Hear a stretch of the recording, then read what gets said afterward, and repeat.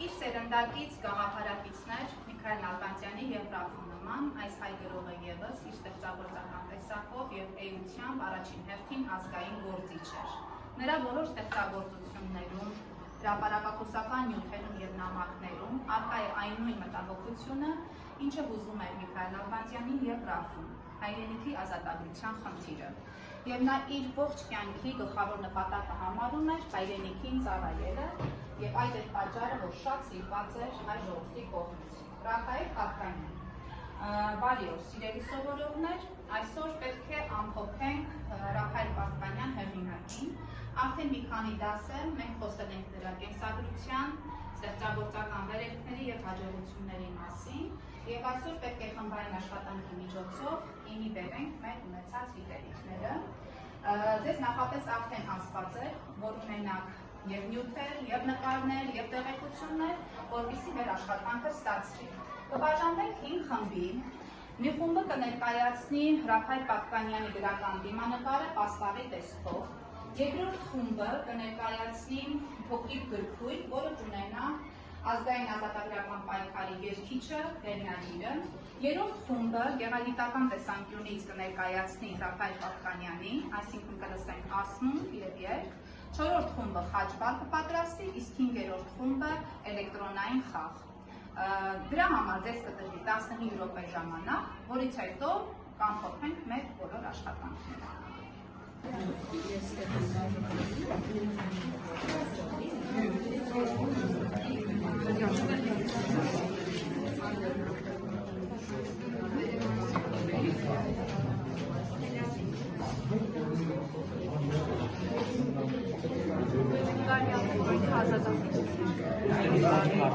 Ազատասիրության երգիչ։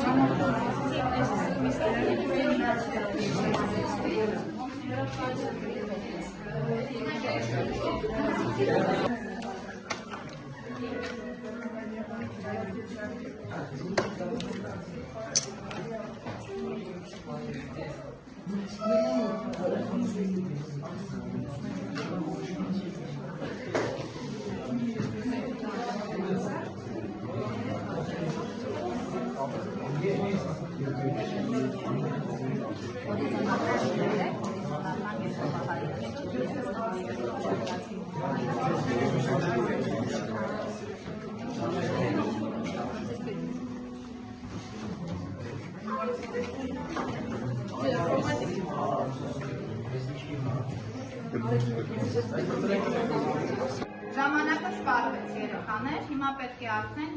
խմբերով գաք գրատախտակի մոտ և ներկայացնեք ձեր աշխատանքը։ Առաջինը թող ներկայացնի առաջին խումբը և ներկայացնի Ռաֆայել Պատկանյանի գրական դիմանկարը պաստառի տեսքով։ Խնդրեմ, մոտեցեք։ Դες կներկայացնենք մեր պաստառը, որտեղ խոսելու ենք Ռաֆայել Պատկանյանի ծննդավայրից, նրա կյանքից և կանդրադառնանք նրա գերդաստանին և ստեղծագործական ճանապարհին։ Ռաֆայել Պատկանյանը ծնվել է 1830 թվականին, նա ծնվել է Նոր Նախիջևան քաղաքում և փոքրուց ուսումնասիրել է գրականությունը, լեզուն և այնտեղի ավանդույթները։ Շնորհակալություն։ Ռաֆայել Պատկանյանի նախնական կրթությունը ստացել է իր հայրական դպրոցում, հետաշարունակել Ներսիսյան դպրոցում, իսկ հետագայում տեղափոխվել Պետերբուրգի կամ Մոսկվայի համալսարանում։ Նա ստեղծել է իր ընկերների հետ մի խմբակ, որի անունն էր Գամար Քաթուկա։ Նրանք այդ խմբակում զբաղվել են հայկական ստեղծագործությունների տպագրմամբ։ Այո, իսկ ինչպես է Գամար Քաթուկա անվանումը առաջացել նրանց անունների սկզբնատառերով։ Այո, ընկերների և իր անունների ազգանունների սկզբնատառերով։ Պատկանյանը ստեղծագործել է հայերենով և ռուսերենով, սակայն հիմնական լեզուն եղել է հայերենը։ Շնորհակալություն։ Ռաֆայել Պատկանյանը ծնվել է Պատկանյանների հայտնի գերդաստանում։ Նրա ընտանիքը զբաղվել է գրականությամբ և կրթությամբ, նրա ընտանիքի անդամները եղել են գրողներ և ուսուցիչներ։ Շնորհակալություն։ Այո, Ռաֆայել Պատկանյանի արձանագրքա Գևորգյան Ճերմանի դիմաց այնտեղադրվել է որպես հարգանքի նշան հայ մեծ գրողին ազգանվեր գործիչի համար։ Ազգանվեր գործի համար։ Ռաֆայել Պատկանյանը մահացել է 1892 թվականին ծանոթությունից հետո իր կյանքի վերջին տարիներին առողջական խնդիրներ ուներ, բայց շարունակում է ստեղծագործել։ Շնորհակալություն, շատ լավ ստացվել է ձեր պաստառը, մի հարց ուզեի ուղղել, արդյոք այդպիսի նշանավոր գերդաստանում ծնված լինելը նշանակություն ունեցավ Ռաֆայել Պատկանյանի ընտրության հարցում, թե ոչ։ Այո, շատ մեծ դեր ունեցավ նրա կյանքում, քանի որ իրենց գերդաստանում ամենահայտնին դարձավ ինքը, ամենահայտնի գրող էր ինքը, որովհետև նրա հոր շնորհիվ նա դարձավ ավելի գրագետ եւ կիրթ։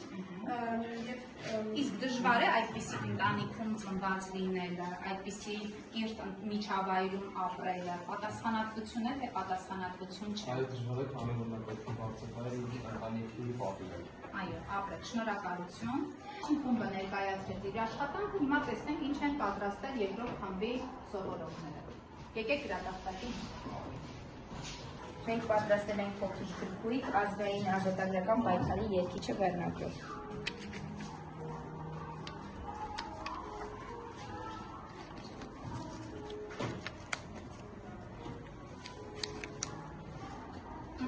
Շատ լավ է ստացվել, Մաներ ջան, իսկ ինչպես կներկայացնենք ձեր գրքույկը։ Առաջին դասավորություններում աչքի են ընկել թեմաների բազմազանությամբ, գյուղական աշխատանքի պատկերներ, քարթելիական սովորույթների, պետական բարքերի քննադատություն, բայց կյանքի բոլոր շրջաններում նրա համաստեղծական ներշնչանքի տեսակետը եղել է հայերենիքը, իրացյալով, ներկայով և գալիքի երազանքներով։ Պատկանյանի համար ստեղծագործական ուղենիշ եղել այս նշանավորը։ Բանաստեղ դու կարող ես չլինել, բայց քաղաքացի լինել պարտավոր ես։ Քաղաքացիական պարտքի այս որ գիտակցությունը դրսևորվում է 1877-78 թվականներին ռուս-թուրքական պատերազմի շրջանում, երբ հայության երազանքների մեջ արթնացել էր հայրենիքի ազատագրության հույսը, եւ 1878 թվականին լույս է տեսնում նրա հայրենասիրական ժողովածուն ազատ երկիր խորագրով։ Այս ժողովածուի բանաստեղծությունները ներկայացնում են արևմտյան հայության կայությունը ոսմեր երկարչության մեջ, հեղինակը այստեղ հաճախ դիմում է հայ ազգի ազատագրման եւ արդարության թեմաներին, նրա նպատակն էր հայ ազգի ոգեշնչումը եւ ազգային ինքնագիտակցության բարձրացումը։ Պատկանյանի հայրենասիրական բանաստեղծություններով շատ սերունդներ են դասյարակել, դրանցից այսօր չեն կորցրել իրենց մայրամարտիականությունը, դրանցից է օրորոցի երգը, Քաջ Վարդան Մանուկյանի մահը, օրորոցի երգը, հույսը։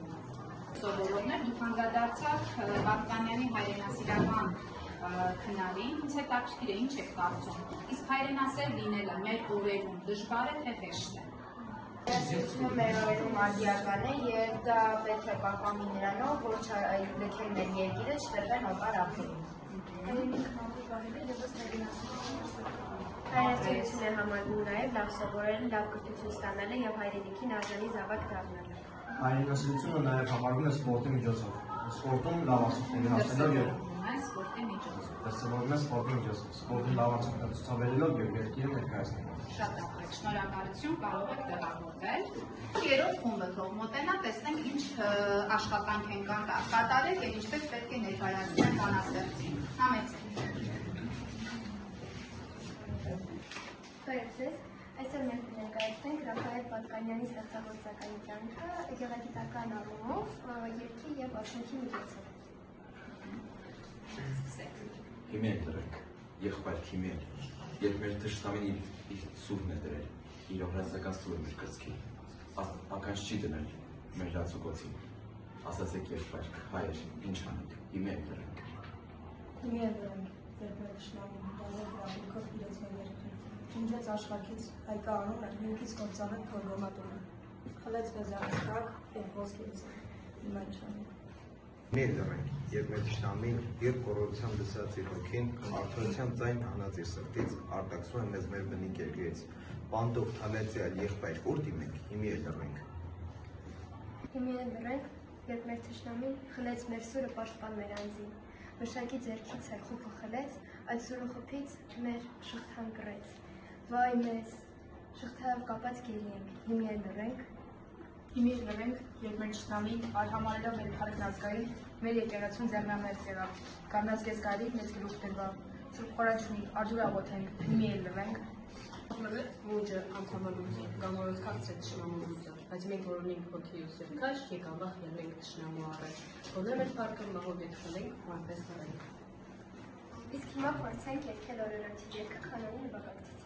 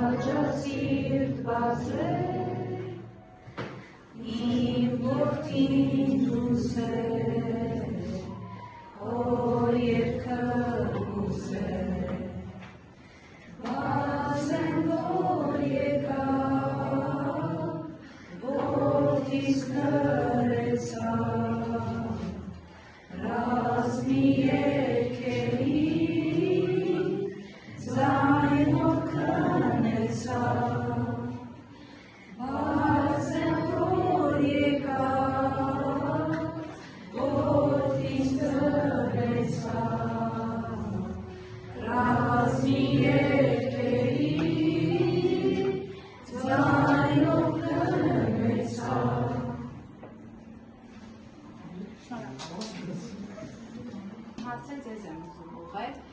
իսկ ինչ անել, որ ձեր սերնդակիցները լսեն նման երգեր եւ սովորեն նման բանաստեղծություններ, ինչ քայլեր, ինչ մեթոդներ առաջարկել։ Փորձենք այդ ստեղծագործությունները, որոնք իսկական գոհարներն են, ներկայացնենք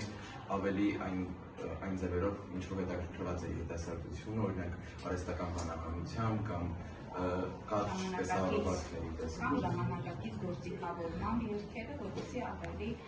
ցանկալի լինի։ Շնորհակալություն։ Չորրորդ խումբը թող ներկայացնի իր խաչվառը։ Խումբը պատրաստել է խաչվառ, որը վերաբերում է Ռաֆայել Բալկանյանի կյանքին և ստեղծագործությանը։ Այժմ ցանկանում ենք հարցերը կարդալ և մյուս խմբերը տեսնենք կարողանան պատասխանել։ Եթե ճիշտ պատասխանենք, լրացնենք։ Կարդացեք առաջին հարցը Յանա։ Բալկանյանի ստեղծագործությունների մեջ որ գաղափարն է գերակշռում։ Գերիշխում ավելի, այո, Ալեքս։ Ազատացում։ Ճիշտ է պատասխանը։ Այո, դե անցկացրեք։ Մարի դու կարդա։ Ռաֆայել Բալկանյանի հուշարձանի բացմանը հայ հանրապետություններից ով է մասնակցել։ Ով է ներկայացել հուշարձանի բացմանը։ Կոմիտաս։ Ճիշտ է։ Այո։ Այո։ Երրորդ հարցը Ալեն։ Օրորոցի երբ բանաստեղծության բնույթով ինչպիսին է։ Օրորոցի երբ բանաստեղծություն բնույթով ինչպիսին է։ Ինչպիսին է։ Ազատ օրորոցային ճիշտ է։ Դավիթ չորրորդ հարցը։ Օրորոցի երբ բանաստեղծության մեջ որ թռչունի երգի ներքո է քնում երեխան։ Որ թռչունի երգի ներքո է այս բանաստեղծության մեջ քնում երեխան։ Ասայդո։ Բազեի։ Բազեի, շնորհակալություն։ Ինչ է նշանակում սովետական բառը բանաստեղծության մեջ։ Ինչ է նշանակում սովետական բառը բանաստեղծության մեջ։ Ասայլիսմանի։ Այո, առևտրական։ Հաջորդ հարցը Յանա։ Քաչ Վարդան Մամիկոնյանի մահը ինչ ժանրի ստեղծագործություն է։ Ինչ ժանրի ստեղծագործություն է այս ստեղծագործությունը։ Ոչ, ասա Մարի, պոեմ ճիշտ է։ Պատկանյանը հայերենի որ տարբերակի շահերն է պաշտպանում։ Պատկանյանը հայերենի որ տարբերակի շահերն է պաշտպանում։ Ասա Ալեքս։ Ասկարազգիր։ Ապրը ճիշտ է։ Գեղարվեստական ինչ հնարք է կիրառել Պատկանյանը Արաքսի արտասուք բանաստեղծության մեջ։ Ինչ հնարք է կիրառել։ Ասաման է։ Անձնավորում։ Անձնավորում կամ Դիմավորություն։ Այո։ Վերջ, ավարտեցինք, շնորհակալություն շատ։ Ավելացնելու բան ունեք։ Ունենք Ավելացրեք յան։ Պատկանյանը ապրել է ազգային զարթոնքի մի շրջան, իր քնարը դարձրել է շեփոր, ժողովրդի ոտքի հանելու, հայրենիքը ճանաչելու, սիրելու եւ հայրենիքի համար կռվելու համար։ Ռաֆայել Պատկանյանը նոր սելեկտին կոչ է անում նախ եւ առաջ հասկանալ, թե ինչ է Հայաստանը, ինչ մշակույթի ժառանգորդներ ենք մենք, թե հայ նահատակ ինչպես են իրադրել մեր հայրենիքը եւ պատրաստ է կարծով պաշտպանելու մեր մշակույթի հիմնադիրը նկարագրել։ Ժամանակներ երկրականություն են 100 տարի առաջվա գործած բանականությունները, այսօր դրանք վերարտիական հիշողություն։ Այն ամեն ինչ երազում է Պատկանյանը, այսօր մենք ևս երազում։ Սիրելի սովորողներ, շատ լավ հաճբար եք կազմել եւ շատ լավ նաեւ ներկայացրիք ձեր խոսքը։ Ապրեք, տեղավորվեք, լսենք 5-րդ խմբին։ Խնդրեմ։ Այսօր մենք համատեղ ջանքերի շնորհիվ ստեղծել ենք էլեկտրոնային խաղ Ռաֆայել Պատկանյանի կյանքի մասին։ Բայց դրանից առաջ մենք ցանկանայինք ներկայացնել ձեզ նոր տարի բանաստեղծությունը։ Նոր տարի։ Ելնեք թե այս նոր տարի ազատ շնչել Հայաստան եւ շուրջ մասից մեր սարի փայլեր արտորնստան։ Ելնեք այս նոր տարի, ոտքի կանգնել Հայաստան եւ կիսանքած մեր կարի, լինել քաղաք մեր ոստան։ Ելնեք այս նոր տարի հայ սրտումս ուշոտեր, ապահոնել հիմսրեն հայ քյուրդեր չի սասել։ Այնեք թե այս նոր տարի հայացքին ուրինավեր, իգլուխ կարմով հայ ամբին, հայերի դրոշը ծազաներ։ Պատկանյանը այս բանաստեղծությունը գրել է 1879 թվականին։ Ամբողջ բանաստեղծությունը մաղթանք է հայ ժողովրդին, որպեսզի ոտքի կանգնի եւ ազատ շնչի։ Իսկ դրա համար հայը պետք է ուժեղ լինի, ապավինի իր ուժին եւ զենքին, չվախենա թշնամիներից եւ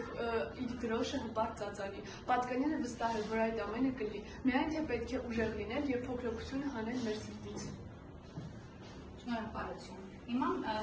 էլեկտրոնային խաղը կարող եք միացնել եւ բոլորը միասին պատասխանենք խճանկարի հարցերին։ Հարցը կարդացեք։ Որն է Ռաֆայել Պատկանյանի ծննդավայրը։ Որը մրգեք այս բոլորից։ Ասեք։ Ճիշտ է։ Հաջորդ հարցը։ Որ բառն է միավորում Ռաֆայել Պատկանյանին եւ Խաչատուր Աբովյանին։ Որ բառն է այս 5-ից միավորում երկուսին։ Այո, երկուսն էլ այդտեղ են կրթությունը ստացել։ Հաջորդ հարցը կարդա Թինա։ Որի մասին է Պատկանյանը բանաստեղծություն գրել։ Մոսկվայի, Պետերբուրգի, Հայաստանի թե Արաքսի։ Արաքսի, այո։ Լազարյան ճեմարանը որ քաղաքում է գտնվում։ Մոսկվայում, Պետերբուրգում թե Հայաստան, Լազարյանը։ Մոսկվայում, իհարկե։